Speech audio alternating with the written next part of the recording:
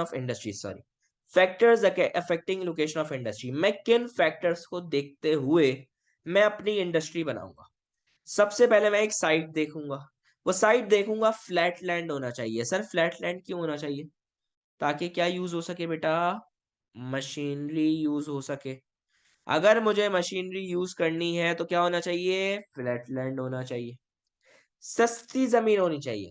मैं बैठ गया बहरिया टाउन के अंदर, मैंने कोई महंगी जमीन पे हिल साइड पे बंगला वंगला खरीदा, उधर इंडस्ट्री बना रहा हूँ, उस सारा पैसा मैं जगह पे लगा दूंगा, पैसा बर्बाद। मैं क्या बताऊंगा भाई, मैं ऐसी जगह पे इंडस्ट्री बनाऊंगा जो कि सस्ती हो। साइट एरिया हो गया, कोरंगी हो गया, तो ये इन एरियाज पे बनाऊंगा जहाँ पे चीजें सस्ती। फिर मैं ऐसी जगह पर लूंगा जो कि एबंडेंट लैंड हो, ताकि वो एक्सपेंड हो सके। एबंडेंट का मतलब क्या होता है सर? इतने मुश्किल अल्फाज क्यों बोलते हैं? अभी समझाता हूँ, टेंशन क्यों लेते हो बच्चे। ये हमारे पास है लैंड ए, ये मेरी जमीन थी, सही है। ये जो इसके बराबर में जो जमीनें हैं वो खाली होनी चाहिए। वो खाली क्यों होनी चाहिए? इन फ्यूचर मेरा धंधा चलना शुरू हो गया, गलती से चलना शुरू हो गया, अब मुझे अपनी जगह को एक्सपेंड करना है। तो अगर बराबर की जमीनें खाली होंगी तो वो क्या होंगी? मेरे लिए फायदेमंद है। नहीं खाली भी दो कोई और इंडस्ट्री भी, तो मैं अपनी जमीन को कैसे बढ़ाऊंगा? और अगर चलो मान मान के उसने बेचने के लिए रेडी भी हो गया, तो वो इतने पैसे मांगेगा कि बहुत महंगी पड़ जाएगी। तो एबंडेंट लैंड होनी चाहिए, आसपास की जमीन दोनों साइडों की खाली होनी चाहिए, एक साइड की खाली होनी चाहिए, ताकि अगर मैं इन फ्यूचर उसको एक्सपेंड करना हो तो वो इजीली क्या हो जाए? एक्सपेंड हो जाए। तो फैक्टर्स अफेक्टिंग लोकेशन में पहली चीज तो ये। दूसरी चीज है इंफ्रास्ट्रक्चर। इंफ्रास्ट्रक्चर का मतलब होता है कि भाई रहने की जगह कैसी है, रोड्स कैसे हैं, रेलवे कैसा है, एयरपोर्ट कैसा है, ये सारी चीजें आती हैं। तो एवरी सोर्स ऑफ ट्रांसपोर्ट होना चाहिए। अगर इंडस्ट्री बना रहा हूं तो हर ट्रांसपोर्ट होना चाहिए। क्यों? क्योंकि भाई मेरी इंडस्ट्री में बल्कि गुड्स भी होती हैं जो बहुत ज्यादा हैवी होती हैं, उनके लिए रेलवे बेस्ट है। फिर मुझे इंडस्ट्रीज है तो कैश ऑन डिलीवरी भी करनी होती है, मुझे डिलीवरी भी करनी है, तो रोड्स बेस्ट है। मैं रेलवे में तो डिलीवरी करने नहीं पहुंचूंगा, या जहाज लेके तो पहुंच नहीं जाऊंगा। अनटिल एंड अनलेस मैं कोई भीरी वीरी पीने बैठ गया तो क्या होगा? मैं पायलट बन जाऊंगा। लेकिन वैसे तो एयरपोर्ट नहीं है ना मेरे पास, वैसे तो पायलट नहीं बन सकता। तो क्विक क्या है, अगर मुझे कोई चीज जल्दी बेचनी है, जैसे कि एक्सपोर्ट करना है, आपको ये बात पता होगा कि हम लोग फ्रूट्स एक्सपोर्ट करते हैं। फ्रूट्स पेरिशेबल आइटम्स होते हैं, पेरिशेबल का मतलब होता है सड़ जाते हैं। तो हमें क्विक सोर्स ऑफ ट्रांसपोर्ट चाहिए तो एयरपोर्ट बेस्ट है। बल्कि गुड्स के लिए railway, door to door service के लिए हमें क्या चाहिए? हो। तो हर सोर्स ऑफ ट्रांसपोर्ट हो, ताकि हमें कॉस्ट कम से कम हो और प्रॉफिट ज्यादा से ज्यादा हो। फिर मार्केट एक्सेस होना चाहिए। मार्केट एक्सेस का मतलब क्या है सर? मार्केट एक्सेस का मतलब यह है कि मार्केट से करीब होनी चाहिए, और मार्केट ऐसी होनी चाहिए जहां पे डिमांड ज्यादा हो। जैसे कि मैं अगर ड्राई फ्रूट्स बेच रहा हूं तो मैं उन जगह पर बेचूं जहां पे नॉर्थन एरियाज में, क्योंकि उधर पूरा साल सर्दी है, सही है। मैं अगर ठंड के कपड़े बेच रहा हूं तो मैं कराची में तो नहीं बेचूंगा ना, गर्मियों के अंदर मैं कपड़े लेने बेच गया। तो मार्केट क्या होनी चाहिए? नियर ऐसी जगह होनी चाहिए ताकि लार्ज डिमांड हो। मार्केट करीब इसलिए होनी चाहिए ताकि ट्रांसपोर्टेशन कॉस्ट कम आए और प्रॉफिट क्या हो? ज्यादा से ज्यादा। और आपकी डिमांड क्या होनी चाहिए? स्टेबल होनी चाहिए, वॉलेटाइल नहीं होनी चाहिए। मतलब ये है, आप लोग केमिस्ट्री के अंदर एक चीज पढ़ोगे, वॉलेटाइल। वॉलेटाइल का मतलब होता है जो चीज फौरन गायब हो जाए, इवेपोरेट हो जाए। हमारी जो डिमांड है वो स्टेबल होनी चाहिए। स्टेबल का मतलब ये है कि अगर मैं कोई चीज बेच रहा हूँ, उसकी पूरी साल डिमांड होनी चाहिए। अब मैं अगर किसी को समझो, मैं किसी को ये बेच रहा हूँ, मैं स्टीम की मशीन बेच रहा हूँ। स्टीम मतलब होता है ना वो, नेबुलाइजर बेच रहा हूँ। अब मैं नेबुलाइजर बेच रहा हूँ तो नेबुलाइजर सिर्फ सर्दियों में बिक रहा होगा। मैं समझो कोई ऐसी चीज बेच रहा हूँ जो सर्दियों में सिर्फ बिकती है, तो मैं मेरी डिमांड ऐसी होनी चाहिए जो स्टेबल हो, वॉलेटाइल ना हो, पूरा साल चलने वाली डिमांड हो। कपड़े का काम कर रहा हूँ तो सर्दियों में सर्दियों का काम, गर्मियों में गपरियों गर्मियों का काम। ऐसा नहीं है कि भाई एक ही काम कर रहा हूँ। तो मार्केट करीब होनी चाहिए ताकि ट्रांसपोर्टेशन कॉस्ट कम आए, प्रॉफिट ज्यादा से ज्यादा हो, डिमांड स्टेबल हो, वॉलेटाइल ना हो, फौरन खत्म होने वाली डिमांड ना हो। फिर रॉ मटेरियल। रॉ मटेरियल हमेशा इंडस्ट्रीज के करीब होना चाहिए और स्टेबल सप्लाई होनी चाहिए। मतलब ऐसा नहीं हो गिनती में मिल रहा है, अनलिमिटेड होना चाहिए या फिर ज्यादा उसकी क्वांटिटी होनी चाहिए, ताकि हमारे पास कभी शॉर्टेज ना हो। क्योंकि अगर रॉ मटेरियल नहीं होगा तो आपकी इंडस्ट्री चल नहीं सकती। तो स्टेबल सप्लाई होनी चाहिए। फिर ट्रांसपोर्टेशन कॉस्ट क्या है? कम से कम, इसलिए अब रॉ मटेरियल हमेशा करीब होना चाहिए और प्रॉफिट क्या हो? ज्यादा से ज्यादा। लेबर, अगर मैं लेबर की बात करूं तो लेबर आपके पास स्किल्ड और अनस्किल्ड दोनों होनी चाहिए। एक ऐसी जगह पे आप इंडस्ट्री बनाओ जहां पे स्किल्ड लेबर भी हो और अनस्किल्ड भी हो। सर क्या मतलब? देखिए, स्किल्ड लेबर आपको मशीनरी के लिए चाहिए, अनस्किल्ड चाहिए पियोन वियोन। सर क्या मतलब? देखिए अगर मैं फॉर एग्ज़ाम्पल मैंने पढ़ा हुआ है, सही है?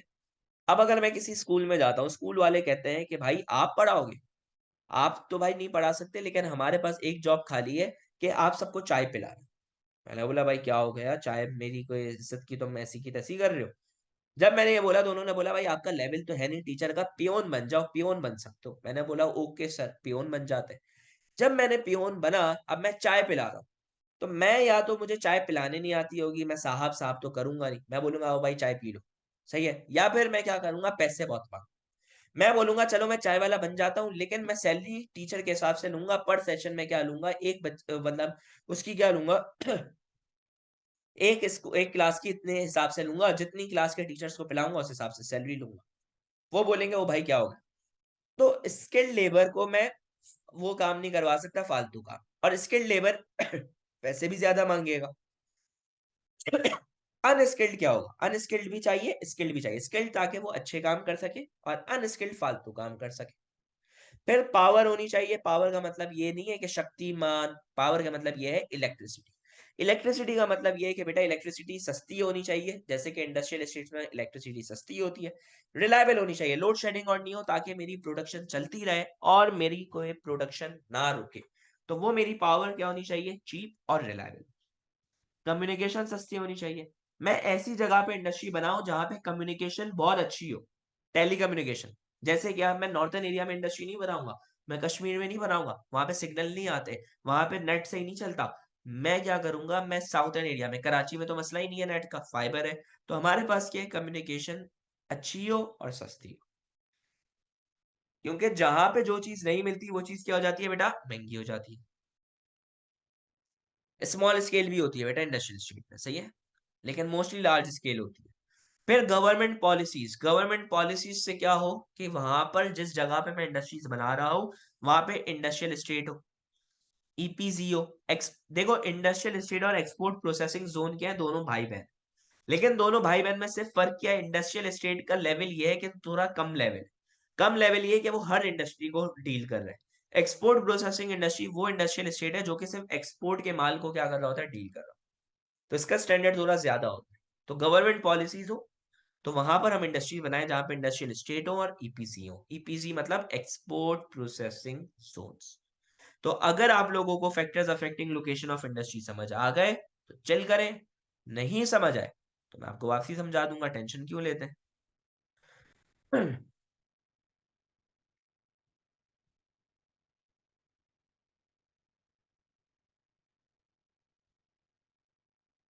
बेटा रॉ मटेरियल क्या होता है? वो बेसिक मटेरियल जिसके बगैर मेरी इंडस्ट्री नहीं चल सकती। रॉ मटेरियल करीब होना चाहिए ताकि मेरी ट्रांसपोर्टेशन कॉस्ट कम लगे, क्योंकि मुझे रॉ मटेरियल को फैक्ट्री लेकर आना है। ट्रांसपोर्टेशन कॉस्ट कम लगेगी तो प्रॉफिट ज्यादा होगा। स्टेबल सप्लाई का मतलब ये है रॉ मटेरियल पूरा साल मिलता हो, ऐसा नहीं हो कि खत्म हो जाए फिर मुझे इंपोर्ट करना पड़े। तो रॉ मटेरियल की स्टेबल सप्लाई होनी चाहिए। जिन बच्चे का सवाल था उनको समझ आ गया तो मुझे बता दे, नहीं समझ आया तो वापसी समझा दूंगा, टेंशन क्यों लेते हैं। समझ आ गया तो वाई लिख कर भेज दे। Explain how human input can improve production. अब आप ह्यूमन इनपुट्स की बात करोगे जिससे आप प्रोडक्शन को क्या कर सकते हो, बेहतर बना सकते हो। सर कौन कौन सी ह्यूमन इनपुट्स हैं जिससे हम बेहतर बना सकते हैं? जी बेटा, लार्ज स्केल में अनस्केल्ड और स्किल्ड दोनों होती हैं, सही है। अब हमारे पास ये है कि कैपिटल, अगर मैं कैपिटल की बात करूं तो कैपिटल है लक्ष्मी। लक्ष्मी का मतलब क्या है? पैसा। अगर पैसा होगा तो मैं हाई वेजेस पे कर सकता हूँ स्किल्ड लेबर को और अच्छी लेबर रख सकता हूँ। अच्छी लेबर होगी तो प्रोडक्शन भी बढ़ेगी। पैसा होगा तो मैं मशीनरी यूज कर सकता हूँ, मशीनरी से क्वालिटी अच्छी होगी। फिर लेबर होनी चाहिए, क्योंकि देखो मशीनरी को रन करने के लिए भी कौन चाहिए? लेबर चाहिए, तो लेबर काम करेगी। मशीनरी होनी चाहिए, मशीनरी एक ह्यूमन इनपुट है, जिससे क्या होगा? आपके प्रोसेसेस फास्टर होंगे, आपके प्रोसेसेस की क्वालिटी क्या होगी? अच्छी होगी। ट्रांसपोर्ट सिस्टम होना चाहिए, ट्रांसपोर्ट सिस्टम से क्या होगा कि आप डिलीवरी दे सकते हो, आप माल ला सकते हो अपना, आप बिगर मार्केट्स के अंदर जाके अपनी सप्लाई दे सकते हो। तो ट्रांसपोर्ट का ये है, प्रोडक्शन बढ़ सकती है। पावर अगर आपके पास रिलायबल होगी तो आपका काम अच्छे तरीके से होगा, एफिशिएंसी बढ़ेगी, प्रॉफिट क्या होगा? ज्यादा से ज्यादा।